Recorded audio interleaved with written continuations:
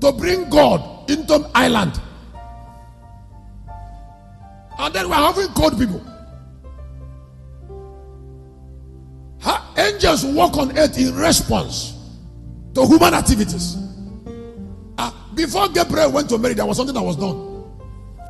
Don't forget that Gabriel visited the peculiarity of Mary. And he has gone to Zechariah to visit. It was what men were doing. Have angels come to your house?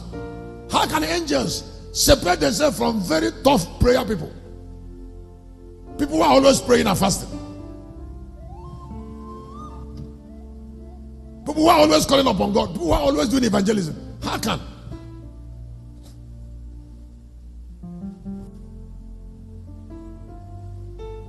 Don't you know that hard work is for people who their eyes of understanding is already opened? Selfless people. Lord, I want to thank you because I am going to bring converts into 20 seats in the church.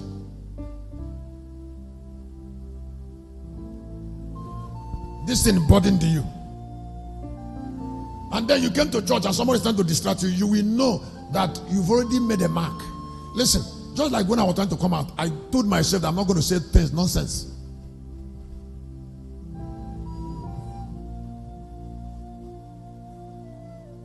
It's a determination.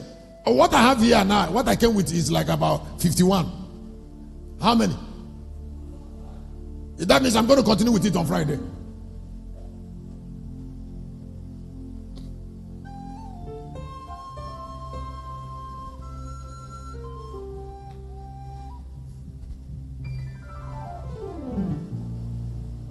And then I am in coming out, I've already discussed how I will end. How we end this meeting. Years from planning.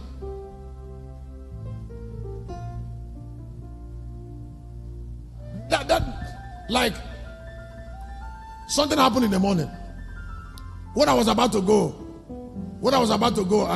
I've already arranged my things. I said, okay, let me stay in the house and then come by 11 or to 11. So I've already made arrangement, put some like transactions. When I was about to take my Bible, he said, sit down. I sat down.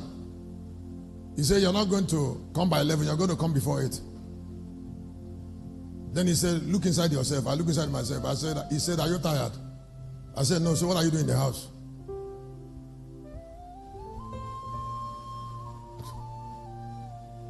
He said, return back to the church and start speaking in tongues.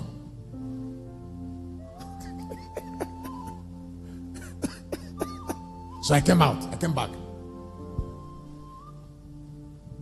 Anytime God wants to move you forward, He inspires hard work. He must inspire it. He makes you check what you're working. Let me tell one person or somebody who is watching on screen who always pray for marriage. Men marries women that they found useful.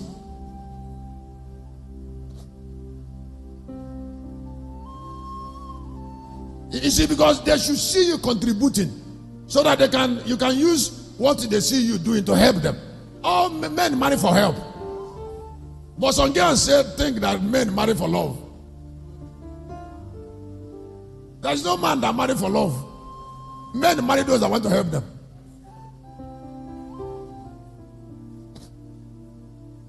And then you are a man, you want to go and marry somebody who is hanging around. It doesn't even have sense of, it doesn't have sense of work. Work is a sense. Productivity is a sense. There is no kingdom or family that went far that joke with it. If you joke with work, then you destroy your destiny. In fact, death at the Calvary is a higher dimension of work. That animal in 4 of Revelation, that is the jacadia, the horse. The horse represents 2 things: hard work and sacrifice. You don't separate 2 of them. You don't separate hard work from sacrifice. All sacrificial animals are first hard-working animals.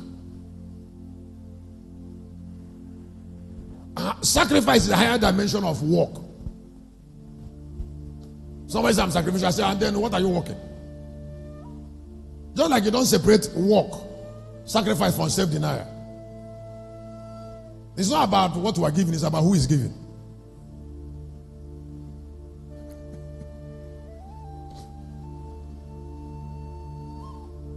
If you are a young lady and the man like giving you big money, no matter the amount of money he gives you, you still care about who is giving you.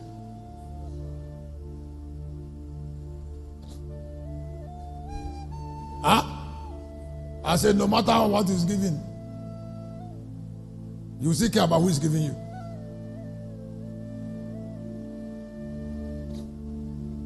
I see young girls who marry old men. It's because of gluttony. It's because of gluttony. You neglect a man's age. Marry him because of money. You neglect a man's big stomach. You want to lie down on his bed with him.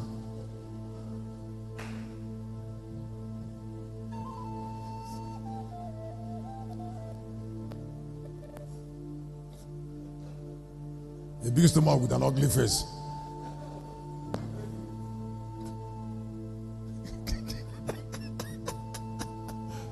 How does money replace ugly face? But money is fine too. It's fine. You know, there are different kind of people. There are people who are nothing. They are buffaloes.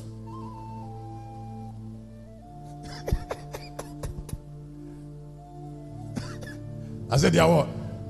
They are ordinary pigs. So they can lie down with anybody for money.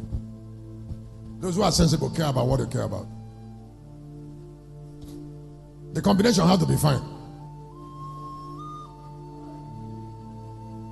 I said the what? Somebody, have I blessed somebody? Let me take a series, then I will go for prayers. Refining your mind through vision. Refining your mind through vision.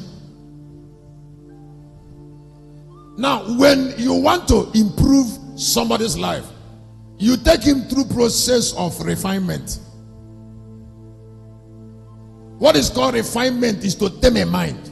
Now, improve the value of a mind by injecting brightness into the mind and then changing the thought of the mind unconsciously. All the people who are God on earth, they are God because their mind got refined. In fact, value of nations are evaluated through the kind of mind they have. If you want to know the value of a family, you should know the mind. You should care about how refined the mind of the members of the family are. How refined. The greatest activity of the word of God is to refine the mind.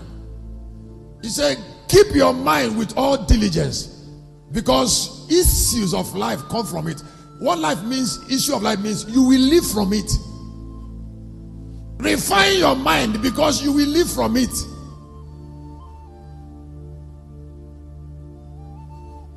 Take in the word of God because you